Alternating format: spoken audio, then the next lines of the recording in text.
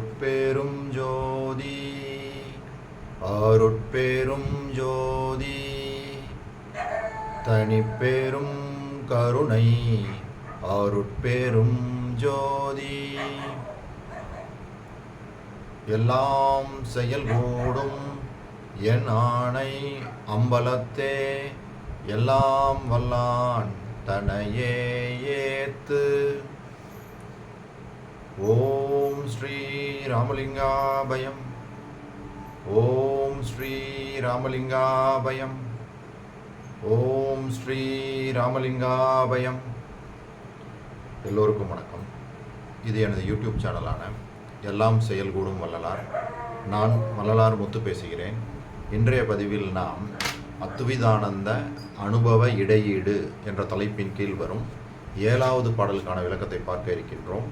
முதலில் நான் பாடல் வரிகளை படிக்கிறேன், பின்பு விளக்கத்தை பார்ப்போம். ஆனந்த நடம்பொதுவில் கண்ட தருணத்தே அரும் மருந்து ஒன்று என் கருத்தில் அடைந்து அமர்ந்தது அதுதான். கானந்த மதத்தாலே காரம் மறைபடுமோ, கடுங்காரமாகி என்றன் கருத்தில் உறைந்திடுமோ, ஊனந்த மரக்கொள்ளும் போது இனி காசம் தருமோ, உனக்கசந்து குமட்டி எதிர் எடுத்திட நேர்ந்திடுமோ, நான் அந்த உளவறிந்து பிறர்க்கு ஈய வருமோ, நல்ல திருவுளம் எதுவோ வல்லது அறிந்திலேனே அப்படின்னு சொல்லி இந்த 7வது பாடலை ஏற்றியிருக்காங்க. இதுக்கு விளக்கம்: சிற்றம்பலத்திலே நினது திருநடத்தை நான் கண்ட தருணத்தில் பிறர்க்கு அறிய மருந்தொன்று என் மனத்தின் கண் வந்து பொருந்திற்று. அம்மருந்தின் காரத்தன்மை குறையுமோ அல்லது அதிகமாகி எனது மனதின் கண் உறைந்து போகுமோ, உடம்பு முழுவதும் பரவி அதனை உட்கொள்ளும் போது எங்கும் இனிக்க ரசமாக இருக்குமோ அல்லது வாயுட்புகுந்த கசப்பினால் குமட்டி வாந்தி எடுக்க நேரிடுமோ, வாய் குமட்டி பக்குவம் அறிந்து பிறர்க்கு தர முடியுமோ, பெருமானே நின்னுடைய நல்ல திருக்குறிப்பு யாதோ, செய்ய வல்லது இது என்று அறிந்திலேன் அப்படின்னு சொல்லி அந்த சிவஞானம், அந்த இறைவனுடைய அருளை மருந்துருவ அதாவது மருந்து அப்படின்ற அந்த ஒரு விஷயத்தை எடுத்துக்கிட்டு அதன் மூலமாக விளக்கி சொல்கிறாங்க. அதாவது அந்த இறைவனுடைய அருள் அந்த சிற்றம்பலத்தில் அவருக்கு கிடைக்குது. அதனுடைய தன்மையை இந்த இடத்துல விரிவாக கொடுக்குறாங்க. அது எப்படி கசக்குதா இனிக்குதா, அதை பிறருக்கு என்னால் கொடுக்க முடியுமா, அது எப்படிலாம் இருக்குது, என்னுடைய உடம்புல என்னென்ன மாற்றங்களெல்லாம் அது உண்டு பண்ணுது அப்படின்னு சொல்லி இந்த பாடலில் சொல்லியிருக்கிறாங்க. இதுக்கு வள்ளல் பெருமான் ரெஃபரன்ஸாக அகவல்லையும் ஒரு 16 வரிகளில் மருந்துன்ற முடிகிற மாதிரியே எழுதியிருக்காங்க. அருமையாக எழுதியிருக்காங்க. அந்த சிற்சபையில் விளங்கக்கூடிய மருந்தின் தன்மை என்ன அப்படின்னு சொல்லி அங்கே சொல்லியிருக்கிறாங்க. அகவல்லையும் பாடல்கள் சொல்லியிருக்கிறாங்க. அதையும் பார்ப்போம். இதை பாடி நம்ம தெளிவு பெற்றுக்கலாம். சரி, முதல்ல அப்புறம் நல்ல மருந்து அப்படின்ற தலைப்புலையும் ஒரு பாடல் இருக்குது. அதுவும் சிறப்பாக அதனுடைய தன்மைகள் என்னென்ன, அந்த மருந்து, அதாவது இந்த சிற்சபையில் நமக்கு கிடைக்கக்கூடிய அந்த அருள் மருந்து என்னென்ன மாதிரி நம்மளுக்கு நன்மைகளை பயக்குது அப்படின்னு சொல்லி தெளிவாக சொல்லியிருக்காங்க. சரி, முதல்ல இந்த திருவருட்பா பாடல் அற்புதமான பாடல்.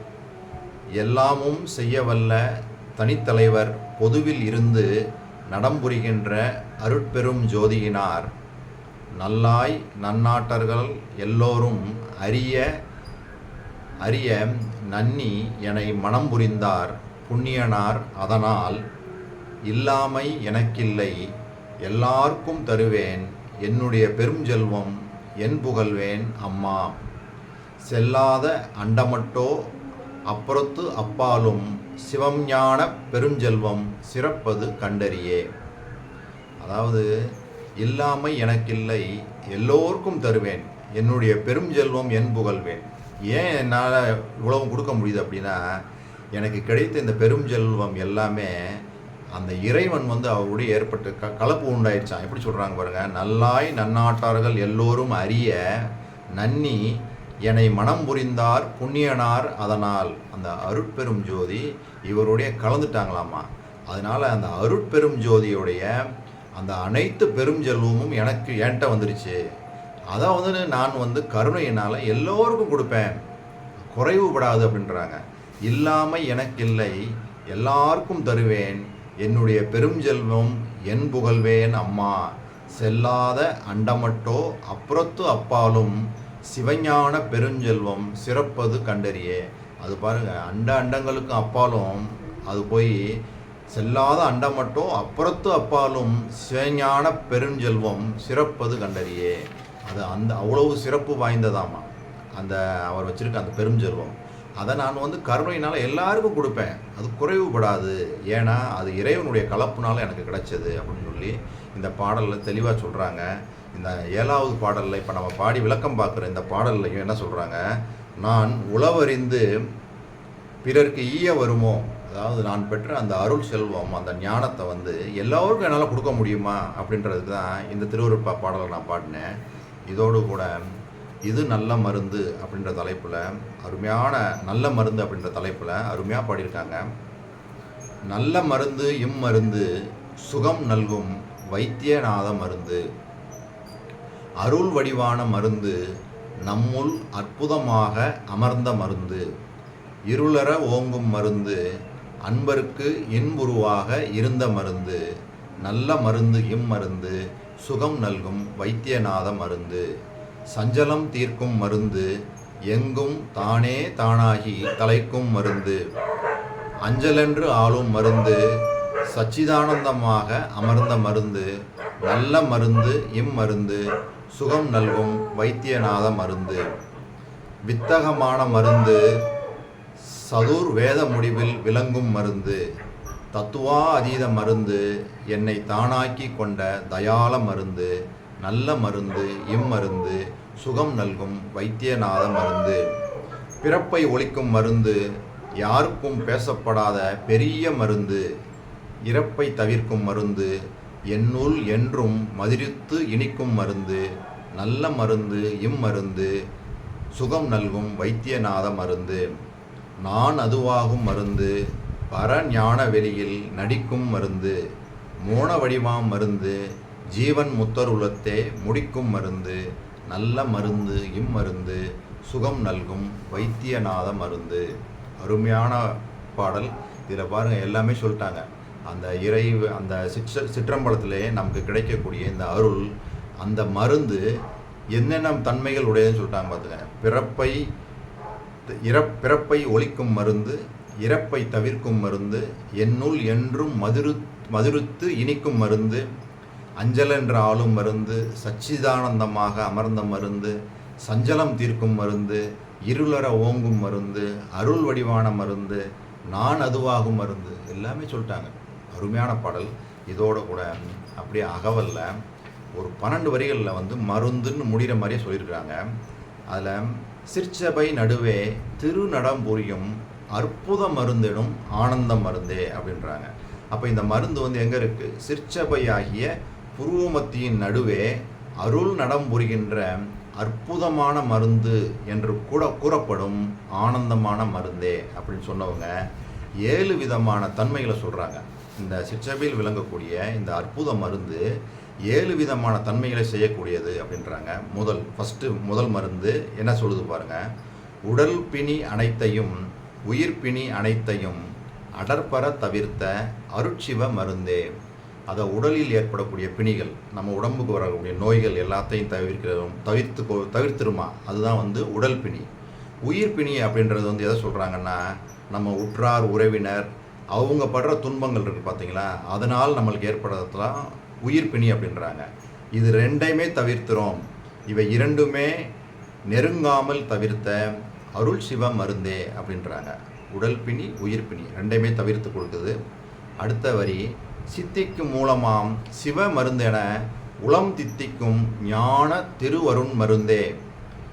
அடைய வேண்டிய பேராகிய சித்திக்கு ஆதாரமானது சிவமருந்து என உளம் இனிக்க விளங்கும் ஞான திருவருள் மருந்தே. சரி, அடுத்து, இறந்தவரெல்லாம் எழுந்திட புரியும் சிறந்த வல்லபம் ஒரு திருவருண் மருந்தே.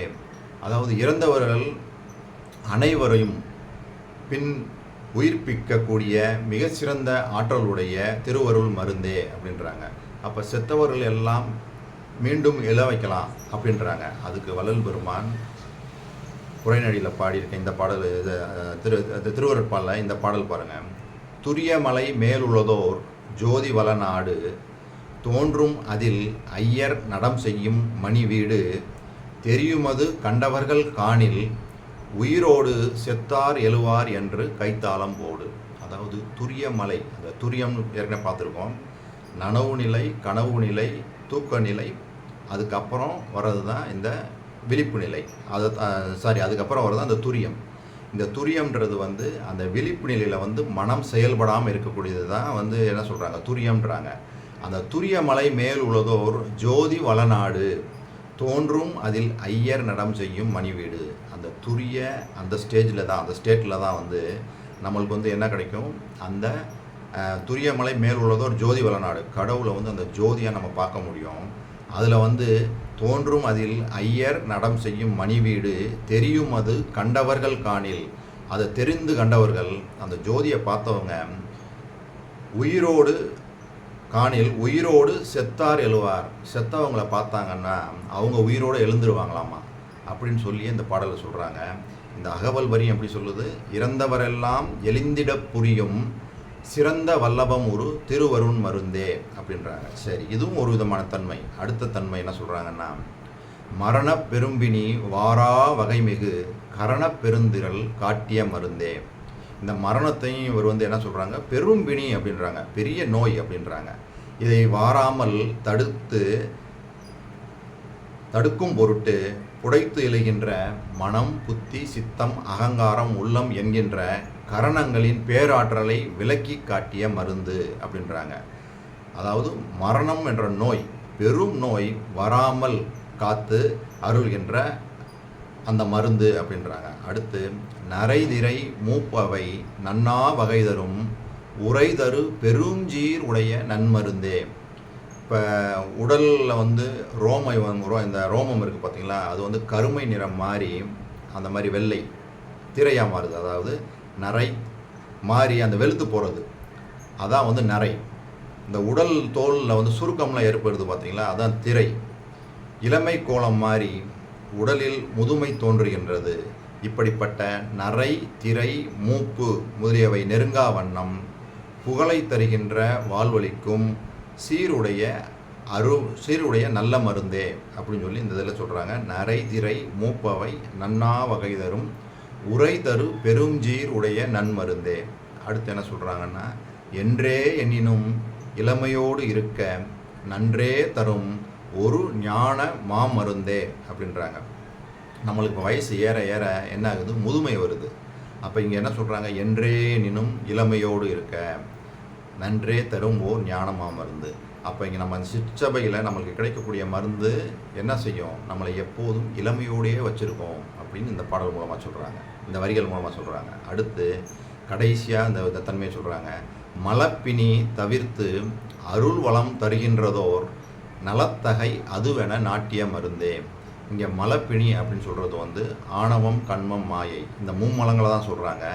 இந்த மும்மலங்களையும் பிணிகள், இதுவும் நோய் அப்படின்னு சொல்கிறாங்க. இந்த நோயையும் நீக்கி அருளாகிய ஆற்றலை தருகின்ற நல்ல தரமுடைய அது என்று நிலைநாட்டிய மருந்தே. இப்போ இதில் இருந்து வள்ளல் பெருமான் சொல்லக்கூடிய விஷயம் என்னென்னா, நம்மளுக்கு இந்த சிற்சபையில் இங்கே தான் வந்து கடவுளை அருட்பெரும் ஜோதியை அனுபவம், அந்த அருட்பெரும் ஜோதியை ஒளி வழிவாக நம்ம இங்கே தான் பார்க்க முடியும் அப்படின்னு சொல்லி பல பாடல்களையும் சொல்லிட்டு வராங்க. இங்கே வந்து நம்மளுக்கு கிடைக்கக்கூடிய அந்த அருள், அதைத்தான் வந்து அவர் வந்து மருந்து அப்படின்னு சொல்லி அகவல்லையும் திருவருட்பாலையும் பல பாடல்களில் அதனுடைய தன்மையை சொல்கிறாங்க. அப்போ நம்மளுக்கு இங்கே கிடைக்கக்கூடிய இந்த அருள் அனுபவம் வந்து இத்தனை விதமான நன்மைகளை செய்யக்கூடியது அப்படின்றதுனால தான் இப்போ நான் படித்து காமிச்சேன். இந்த பாடல் வரிகளும் அதான் சொல்லுது.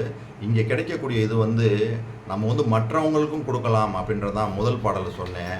என்கிட்ட வந்து ஏன்னா இறைவனுடைய கலப்பு ஏற்பட்டதுனால அந்த இறையிலுடைய அனைத்து விதமான சக்திகளும் வந்துருச்சு வள்ளல் பெருமான்ட்ட. அப்போ அவர் சொல்கிறாரு, என்கிட்ட வந்து எல்லோருக்கும் கொடுக்கலாம், இது வந்து குறைவுபடாமல் என்கிட்ட இருக்குது, நான் வந்து கொடுக்குறதுக்கு தயாராக இருக்கேன், எல்லாருக்கும் கொடுக்கலாம். அந்த அளவுக்கு அவர்கிட்ட வந்து இந்த இது வந்து அந்த அருள் சக்தி வந்து அவர்கிட்ட வந்து இருக்குது, எல்லோருக்கும் கொடுப்பேன், அருமையாக சொல்கிறாங்க அந்த பாட்டில். சரி, அப்போ இது வரைக்கும் நான் சொன்ன இந்த விஷயங்கள் எல்லாம் உங்களுக்கு புரிஞ்சிருக்கும்னு நினைக்கிறேன். இதுவரை பொறுமை காத்து எனது வீடியோவை பார்த்த உங்களுக்கு கோடான கோடி நமஸ்காரங்களும் நன்றிகளும். மீண்டும் நாளைய பதிவில் நாம் 8வது பாடலுக்கான விளக்கத்தை பார்ப்போம். அருட்பெரும் ஜோதி அருட்பெரும் ஜோதி தனிப்பெரும் கருணை அருட்பெரும் ஜோதி